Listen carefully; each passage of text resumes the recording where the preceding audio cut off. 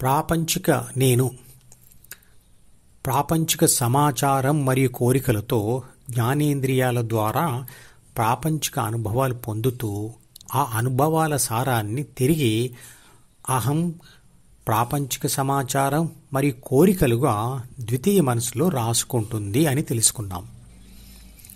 సంతోషం లేదా బాధ రెండు భావోద్వేగాలే, అంటే ఉత్తేజకరమైన స్థితులే. ఆ ఉత్తేజం లేదా ఉద్వేగం కలిగేది ఎవరికి? శరీరానికా మనసుకా అంటే ఆ రెండింటికి కాదు. ప్రాపంచిక నేనుకు అది కలుగుతుంది. అది అందరి శరీరంలో ఉంది. శరీరం ఒక పదార్థం మాత్రమే. ప్రాథమిక మనసు మరియు ద్వితీయ మనసు రెండు పుస్తకాల లాంటివి.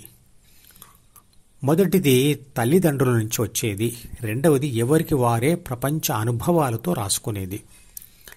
మనసులోని సంతోషం లేదా దుఃఖం అనే ఉత్తేజాలు అంటే వైబ్రేషన్స్ కలగాలంటే మొదట ద్వితీయ మనసులో కోరిక ఉండాలి. తర్వాత రెండవది దాని మీద ప్రాపంచిక నేను ధ్యాస పెట్టాలి. మూడవది ఆ తర్వాత తగిన సూచనలను సృష్టించి జ్ఞానేంద్రియాలు మరియు కర్మేంద్రియాల ద్వారా బాహ్య ప్రపంచంలో పనులు చేయాలి. అంటే 5 జ్ఞానేంద్రియాలు మరియు కర్మేంద్రియాలు పనిచేస్తూ ఉండాలి. తర్వాత నాలుగవది వచ్చిన ఫలితాన్ని కోరికతో పోల్చి విశ్లేషణ చేసేందుకు ప్రాపంచిక నేనుకు విశ్లేషణ శక్తి ఉండాలి. అలా విశ్లేషించి తెలుసుకున్న తేడా ప్రాపంచిక నేనును ఉత్తేజానికి గురిచేస్తుంది. ఆ తర్వాత ఇవన్నీ ద్వితీయ మనసు అనే పుస్తకంలో ఆత్మ రాసుకొని తర్వాత వీలైనప్పుడల్లా చదువుతూ సంతోషాన్ని కోరుకుంటుంది. ఇంతకుముందు చెప్పిన 5 విషయాలు ప్రాపంచిక నేనుకు శాశ్వతంగా అనుకూలంగా ఉండలేవు.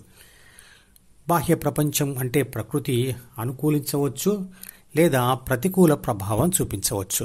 కాబట్టి సంతోషం కోరుకుంటే బాధలు కూడా తప్పవు. అందుకే ఈ ప్రాపంచిక సుఖ సంతోషాలు తాత్కాలికం, అంటే అశాశ్వతం అంటాడు భగవద్గీతలో.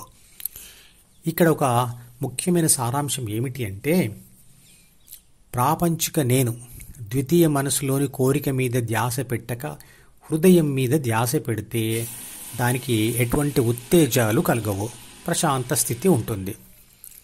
మనసు మీద ఫోకస్ చేయని ప్రాపంచిక నేను అసలైన నేనుగా నిర్లిప్తంగా ఉండిపోతుంది. అదే వైబ్రేషన్ లేని, అంటే అలలు లేని సముద్ర స్థితిని పోలి ఉంటుంది. ఉవ్వెత్తున లేచి పడిపోయే అలలే సంతోషం మరియు విషాదం. మన సంతోషాన్ని మనమే చుట్టూ ఉన్న వస్తువులకు, మనుషులకు, వాళ్ళు చేస్తున్న పనులకు ముడిపెడతాం.